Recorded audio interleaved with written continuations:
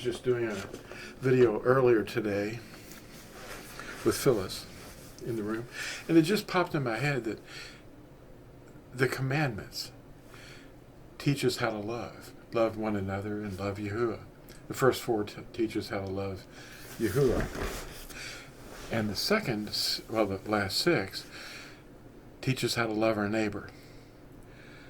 And we're informed in Deuteronomy 17, which I mentioned in the other video, that the king over your tribes is supposed to write a copy in his own hand of the Torah, the commandments, the essence of love. I am Yahuwah, your Elohim, have no other before my face. Anyway, the king himself is supposed to carry this with him when he sits on the throne to rule the people and make decisions, and he's supposed to remember to keep that with him, that handwritten copy in his own hand, and he's supposed to read it every day. And if we were kings and priests, we would want to. But Yahuwah gives a special reason for this. He says the purpose of the king doing this is to make sure that he realizes that he's not above the people that he rules over. That's remarkable. That a king who has the power of life and death over his kingdom is to read the commandments every day, to remind himself that he is no greater than any one of the least in the kingdom. So we have to remember that, not to put ourselves above. If you have a better idea about something, or you think that you have a deeper insight, and you condemn your other people, your teachers, the people that you can't do that.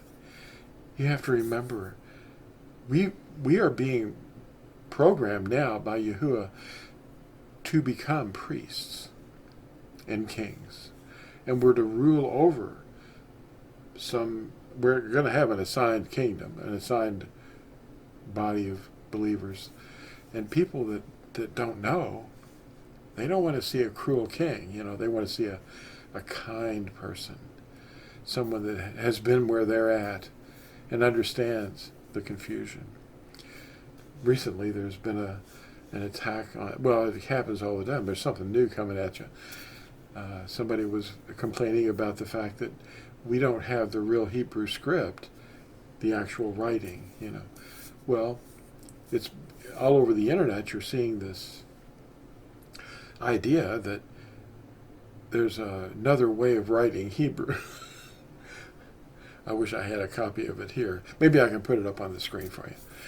Anyway, the script there's script wars all over the place. You're not pronouncing it right. You have to insert these little twiddly diddles to have vowels or something. The Hebrew alphabet has vowels. And the name of Yahuwah is 4 vowels. Yusuf ben Mattatyahu, they call Josephus, Flavius Josephus. He knew how to write. He was a historian. I mean, he wrote volumes. And he wrote this so that we would know today that there is actually a way of understanding the Hebrew script. And he said he saw the headpiece of the high priest. Now this is really important to understand. He said the headpiece of the high priest had, it was written in Hebrew, and the 4-lettered name, Yahuwah, Yod, He, Uah, He, was written in Hebrew script, not Aramith or Aramaic or Latin or Greek or any other language or any other script. It was written in Hebrew, and he said Ibrith. That's the real name of the language and the script. See, a script and a language can be different. I could show you the sound in another script, and you could say it. But this new script that people are passing around on the internet, it's actually hieroglyphics, and it's mixed with 1 letter of Hebrew, But then it has this little man standing there with his arms up, and that's supposed to be a hey. Like, hey! No, that's hieroglyphics. And it was seen in a cave, a turquoise cave, a mine actually, where they were mining turquoise. These slaves, the Hyksos, were mining, and they were enslaved by the Egyptians. And they were in the Sinai, it's, in a mine, and they were using chisels and things, and they said, hey, let's see if you can make that letter that you saw out there.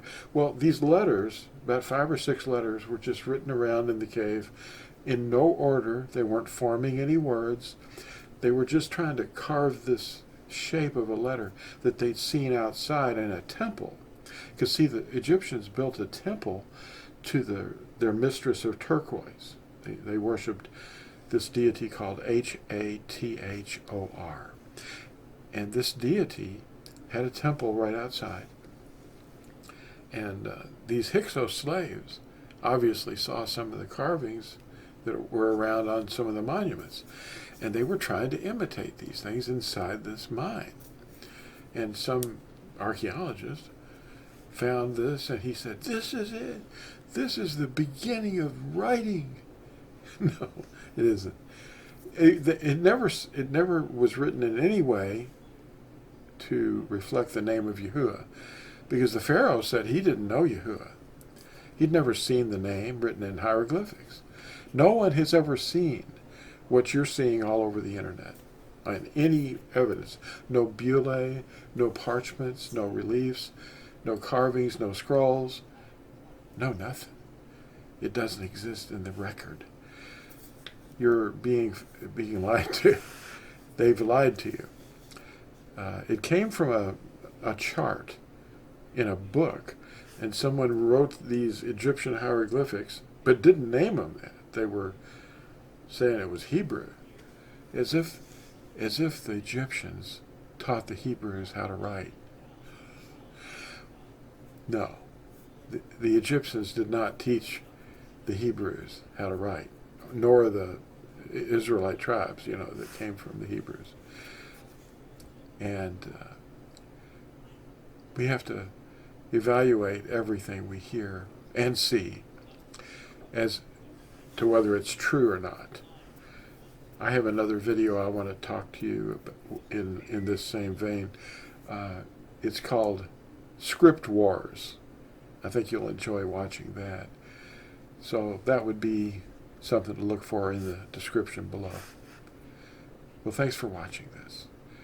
And we're going to get in touch with Jason here in a few minutes and upload a new video. Bye.